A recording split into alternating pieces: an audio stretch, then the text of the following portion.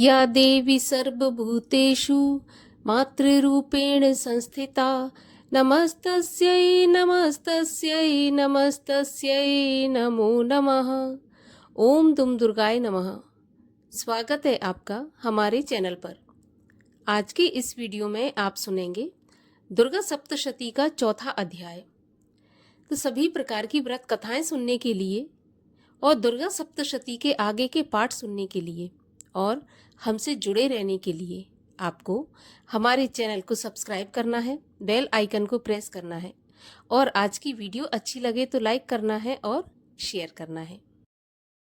तो चलिए अब शुरू करते हैं दुर्गा सप्तशती का चौथा अध्याय। ऋषि बोले, अत्यंत पराक्रमी उस दुरात्मा महिषासुर एवं उसकी सेना के देवी द्वारा मारे जाने पर इंद्र आदि देवतागण अपनी वाणियों द्वारा देवी जी की स्तुति करने लगे। जिस देवी जी ने अपनी शक्ति से सारे जगत को व्याप्त कर लिया है, जिसका स्वरूप सभी देवताओं का समूह है, सभी देवता एवं महर्षि जिसकी पूजा किया करते हैं, उस अंबिका देवी को हम प्रणाम करते हैं। वही देवी हमारा मंगल करें। जिसके अतुल प्रभाव को एवं बल को भगवान शेषनाग, ब्रह्मा तथा हरि भी नहीं कह सकते, वही चंडिका देवी सारे जगत के पालन के लिए तथा अमंगल के भय के नाश का विचार करें। जो श्री स्वरूपिणी पुण्य आत्माओं के घरों में तो लक्ष्मी स्वरूपा हैं, पापियों के घरों में दरिद्रता, पवित्र बुद्धि वालों के हृदय में बुद्धि, श्रेष्ठ पुरुष के यहाँ श्रद्धा, कुलीन मनुष्य में लज्जा स्वरूपिणी है।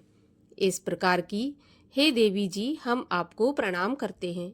हे भगवती, आप विश्व का पालन करें। हे मातेश्वरी, आपके इस अचिंत्य रूप का, असुरों के क्षय करने वाले आपके महान पराक्रम का एवं देवता तथा असुरों के सामने संग्राम में किए गए आपके अद्भुत चरित्रों का वर्णन हम किस प्रकार कर सकते हैं। हे भगवती, आप संपूर्ण जग का कारण हो। सत्व, रज, तम इन तीनों गुणों वाली होते हुए भी आप अज्ञेय हो। दोषों के कारण हम लोग आपको नहीं जान सकते। हम तो क्या, विष्णु, शिव आदि भी आपका पार नहीं पा सकते। आप सबकी आश्रय हो एवं आप आद्या, अव्याकृता, पराप्रकृति। हे देवी जी, सभी यज्ञों में जिसके उच्चारण करने से सभी देवता तृप्त हों, आप ऐसा अचिंत्य महाव्रत स्वरूप हो और संपूर्ण दोषों से रहित, इंद्रियों को वश में करने वाले, तत्व को ही सार जानने वाले मोक्षार्थी मुनिजन जिसका अभ्यास करते हैं, वह देवी भगवती पराविद्या आप ही हो। आप शब्द स्वरूपा हो, परम पवित्र ऋग्वेद, यजुर्वेद एवं मनोहर उद्गीत के पदों के पाठ से युक्त सामवेद का आप निधान हो।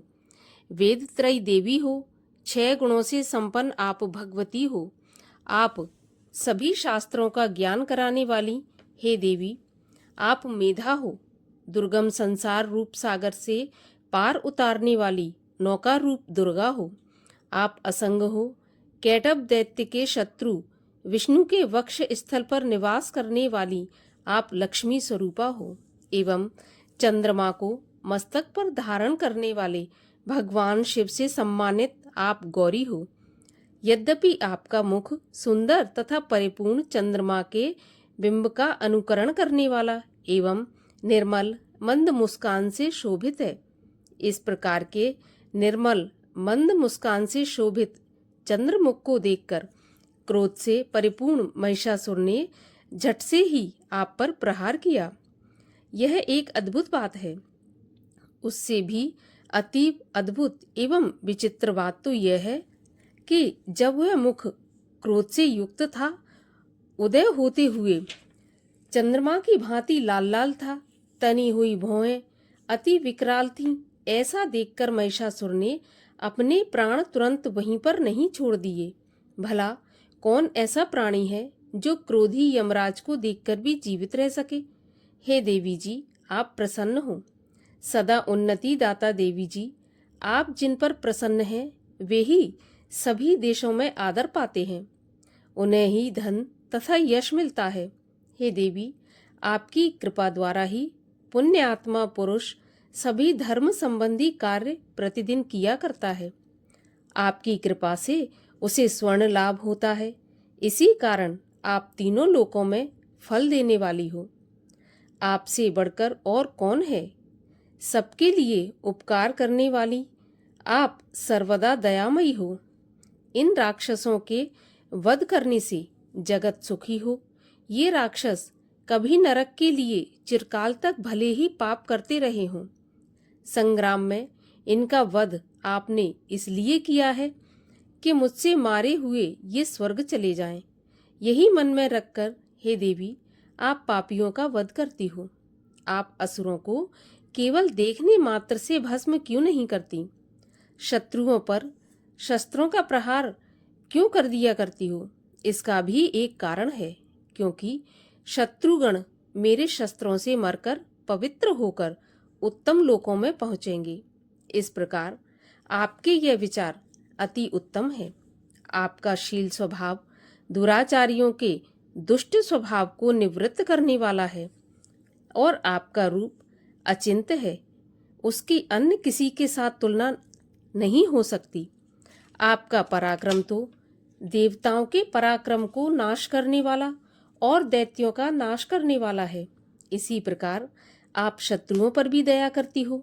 आपके पराक्रम की तुलना है देवी जी किसके साथ हो सकती है? आपके रूप भी तो परम मनोहर है, परंतु शत्रुओं को भयदायक है। हे वरदायिनी, त्रिलोकी भर में यह आप में ही दिखाई देते हैं। हे देवी जी, शत्रुओं का नाश करके इस सारी त्रिलोकी की आपने रक्षा की है। संग्राम भूमि में उन दैत्यों का विनाश करके उन्हें स्वर्ग में पहुंचा दिया और वहां हमारा भय भी दूर कर दिया, जो कि हमें उन्मत्त दानव डराया करते थे। हे माता, आपको नमस्कार है। हे देवी, आपकी शूल से रक्षा करें। हे अंबिके, खड्ग द्वारा हमारी रक्षा करें एवं घंटा के शब्द तथा धनुष की टंकार से भी हमारी रक्षा कीजिए। हे चंडिके, पूर्व, पश्चिम, दक्षिण में हमारी रक्षा करें। अपने त्रिशूल को घुमा घुमा कर उत्तर में भी हमारी रक्षा कीजिए। ऋषि बोले इस प्रकार देवी जी की देवताओं ने स्तुति की और नंदन वन में उत्पन्न हुए फूलों तथा गंध, चंदन आदि से जगत की माता की उपासना की। सभी देवताओं ने भक्ति पूर्वक दिव्य धूपों द्वारा अर्चना की। तब देवी प्रसन्न मुख होकर उन देवताओं से बोली, हे सभी देवताओं, अपनी अभिलाषा के अनुसार आप सब हमसे वरदान मांगो। देवता बोले, हे भगवती, आपने तो हमारी सभी कामनाएं पूरी कर दी, कुछ भी बाकी नहीं रहा।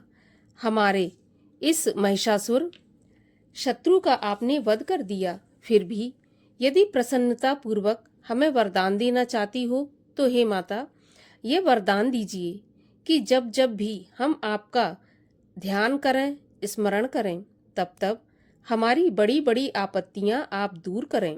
हे प्रसन्न वंदने, हे मातेश्वरी, जो भी मनुष्य इस स्थितियों द्वारा आपकी स्तुति करे उसे वित्त, रिद्धि और वैभव दीजिए। हे अंबिके, हम पर सदा प्रसन्न रहिए। ऋषि बोले, राजन, जब देवताओं ने अपने तथा जगत के कल्याण के लिए इस प्रकार वरदान मांगा, तब उन्हें तथास्तु कहकर भद्रकाली अंतर्ध्यान हो गई। हे राजन, पूर्व काल में तीनों लोकों का हित चाहने वाली देवी का देवताओं के शरीर से जैसे प्राकट्य हुआ, वह कथा सारी मैंने कह सुनाई। इस प्रकार दुर्गा सप्तशती के चौथे अध्याय की कथा का समापन होता है।